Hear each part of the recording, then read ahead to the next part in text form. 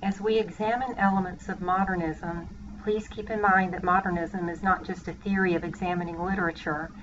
It was an entire movement that took place in philosophy, religion, sociology, economics, medicine, art, and politics. In this class, we'll take a look at how modernism develops itself or emerges in a few works of literature from this time period.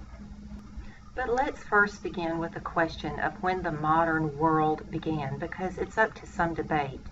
Some believe the modern world began with the publication of Darwin's Origin of the Species, because up until that point, the Western world's understanding of how the universe originated was religiously grounded and nobody questioned it. But when Darwin wrote his theory of natural selection, it really shook up the world not only religiously, but also intellectually. A belief people had held for 1,000 years was shattered to pieces.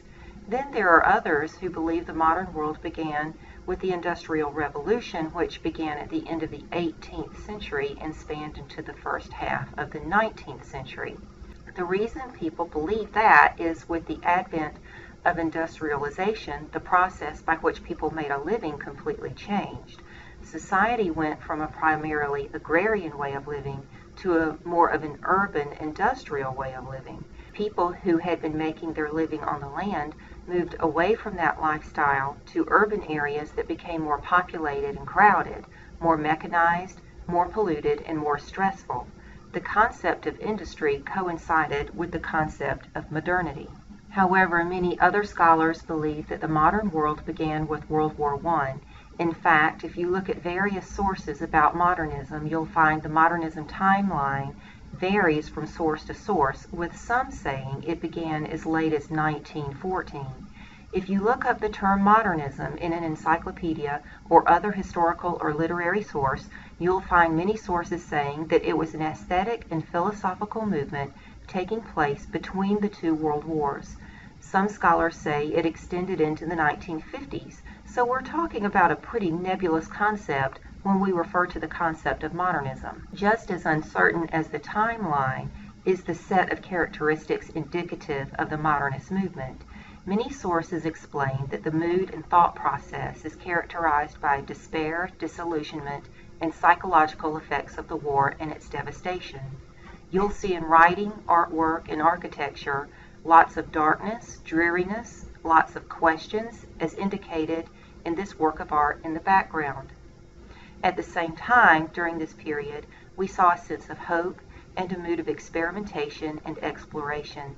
There arose an ideal of blurred demarcations, where schools of thought seemed more concrete, now seemed not quite as absolute, so people were willing to blur lines or question things more during this period.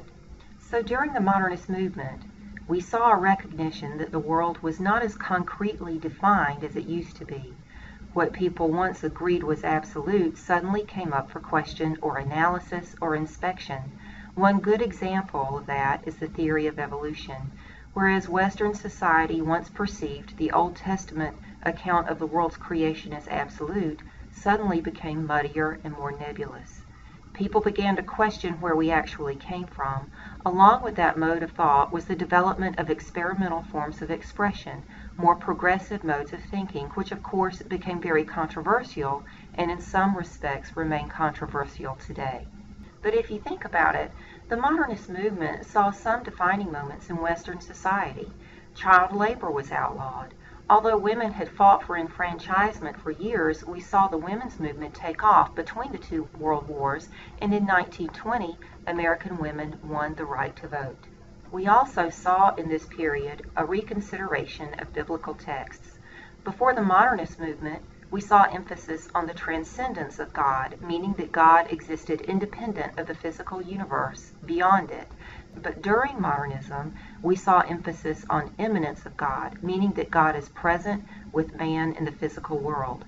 Instead of looking at religious dogma, society began to emphasize the humanistic aspects of religion, an analysis of biblical texts, and the many meanings those texts might have. So modernism changed the way people perceived religious beliefs, whether they were Christian, Jewish, or of non-Judeo-Christian faiths. Although I could list many key names indicative of the modernist movement, I'll offer just a few here. William James, Ezra Pound, and W.H. Auden. William James was a philosopher at the time and one of the forerunners of the modernist movement. He was the brother of the realist author Henry James, whose work we read in an earlier module. Ezra Pound was a poet who experimented with form and point of view, as did W.H. Auden, another modernist poet from British literature. As well as literature and philosophy, we saw visions of modernism appearing in the world of art and in the world of architecture. Remember that in addition to a mood of despair, chaos, and disillusionment, the modernist movement included a mood of blurred lines, blurred demarcations, experimentation, and new forms of expression. So you can see that in the images displayed here on the left. The painting in this slide does not literally look like a mother and child, but it's a creative expression of how the artist saw that mother and child.